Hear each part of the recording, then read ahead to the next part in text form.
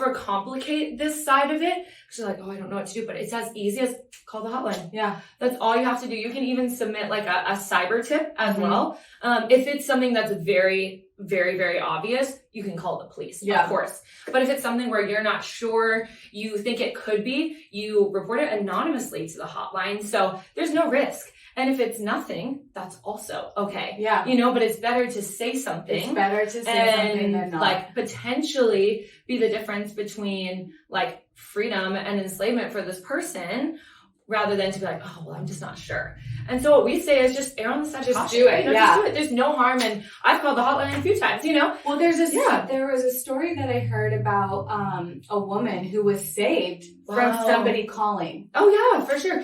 We have stories like that. Just calling. All the time. Saved her life. Mm-hmm. And totally. I feel like we should be doing more. Just being observant, just opening your eyes, like, to the world around you, you know? Just seeing people, like, when you're in your day-to-day going about your life, just, you know, have a different level of awareness. So do you have the hotline number memorized? I do. There's two different ones. Can you share it with us? Yeah, there's one. So NCMEC and Polaris run the hotline in the States. Okay. NCMEC is the National Center for Missing and Exploited Children. So if there's a potential trafficking scenario with a child, that's the one you want to go to. Okay. But if it's an adult, someone who's not a minor, you would go to the Polaris hotline, which is 1-800-THE-LOST. A21 has on their website. Oh yeah, we have hotline numbers for so many different every countries. country. Not every country in the world. Every country we operate in, and then we have links to find other countries. Okay. So we have, you can click, and then it basically gives you the breakdown of all the different ways you can contact, whether it's by text, whether it's online, whether it's phone, because there's lots of ways you can make a report. But those are all there. And so I encourage people to like put it in your phone. Just save it. Yeah. So you're like, oh, okay. That makes it really easy. You don't have to go to our website and scroll and try and find it. Yeah, it's just it's just in. Exactly. So that is what I would suggest. Okay. Because then if you know it's there, I feel like you're more apt to make a call on the spot, or send a text on the spot, or put a form in online on the spot. I like that. Yeah. Okay, so right now we're gonna take a pause. Yes.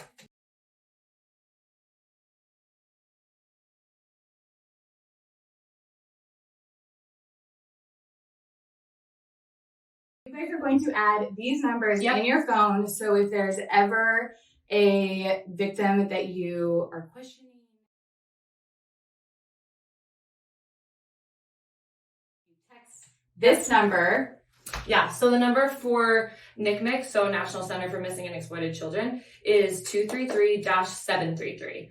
And then their hotline phone number is 1-800-THE-LOST. But if it's an adult, you want to call the Polaris Project hotline, which is 1-888-373-7888. Pretty easy to remember. So easy. Yeah, I love easy to remember, but it's good to have it in your phone in case you forget, because we all do. But yeah, those are the numbers that are key for making any sort of potential report on a potential victim of human trafficking. Add those numbers in your phone, and then you have it if you ever need it, and you can be the difference between saving a life and not. So that is amazing. I love that. Now, I donate 10% of sales to you guys, and I love what I've seen you do with these donations. Can you tell us a little bit about what you do with other companies that donate to A21 and what you guys do with your funds? Totally.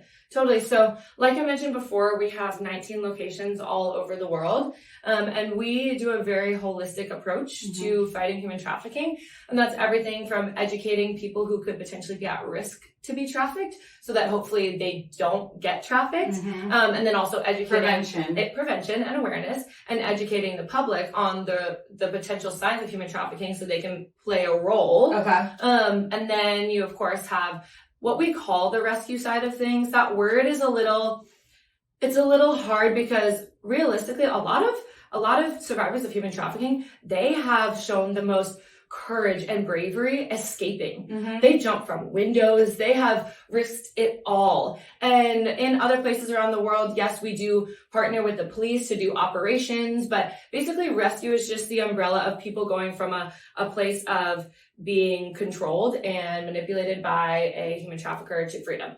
And so we work with the police, we do training for frontline professionals so that they can identify signs of human trafficking. Our hotlines are part of our like rescue strategy, so that, you know, if someone, whether it's a civilian or someone who finds themselves in a trafficking scenario, if they're aware of the hotline, they can make a call if they can find a phone, you know. We even had this crazy story of a woman in Greece who had kept the hotline flyer in her purse for, I think it was about 5 years. And then she saw what she thought was a potential human trafficking scenario, made a call, and this individual was then saved. Yeah, wow. It's amazing. That is amazing. So it's one of those things where you never know. Yeah. I mean, you can put it in your phone. You don't have to keep it on a flyer, but you can do that. Yeah. Put it in your phone. Yeah, exactly.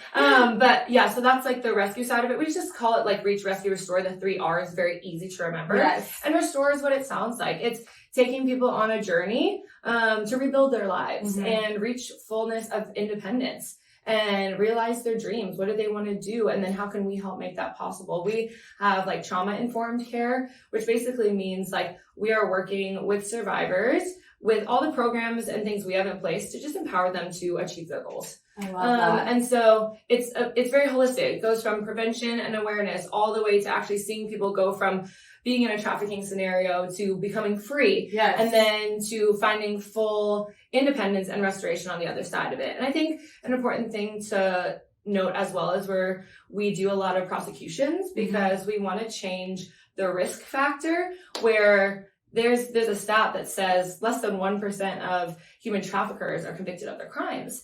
And so how is that even possible? It's crazy. It's because it has gotten a lot more in the limelight, the issue of human trafficking recently, but not every country around the world is functioning like the American judicial system, you know? And even here, we have growth, and we all have growth. Absolutely. And so there's different precedents that need to be set, different laws that need to be put in place to actually accurately convict someone of this type of crime, and even to quantify what human trafficking is. There's a different definition for human trafficking in almost every country. And so with that being said, it's just complex. But what we realize is if we can instill fear in traffickers by them seeing people actually getting penalized for their crimes, going to jail, paying a massive fine, then we'll see hopefully a reduction in the willingness of people to partake. I love that. So great. Yeah, and it gives justice to the survivor. I love what A21 does with the rescue restore. What else is A21 doing? Like, how are they coming around to like really giving these victims a second chance? Yeah, so like I said, we have because human trafficking is one of the highest rates of returning back into re-victimization. Yeah. So basically we talk about the cycle of human trafficking, which looks like vulnerability that I talked about earlier. And then from there, it looks like exploitation, because vulnerability can lead to exploitation. And then even if someone does find a way out, it can lead to re-victimization if those vulnerability factors haven't been dealt with. Got it. Because that's how they got into this position in the first place. So do you do that through? So we do that through supporting them. We support them financially, depending on what they need. We will repatriate them if they need to go back to their home country. If they, for instance, let's say they were trafficked from Bulgaria to Greece, but their home situation, they don't want to go back to it. They want to stay in Greece. They want to build a life. Then they will take language lessons. We will help them get a job. We will help house them in an independent home so that they can, independent apartment, so they can start to learn how to live on their own, kind of get their own 2 feet under them. I love that. And so basically we partner with them every step of the way, whether it's medical care that they need, trauma counseling that they need.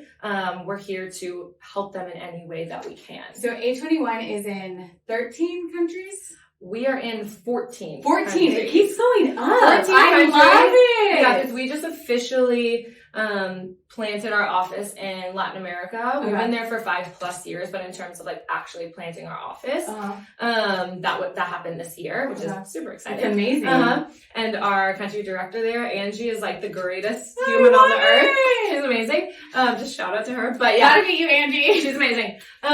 So anyways, so 14 countries now. Okay, that's fantastic. Yeah. Okay, so what are some common mistakes people make when identifying a victim? Yeah, so what I would say is that people just don't try to identify a potential victim of common human mistake trafficking number one is just not paying attention. Exactly. Because I'm like, I actually don't think you can make a mistake. I mean, you can't, go in and try to save someone.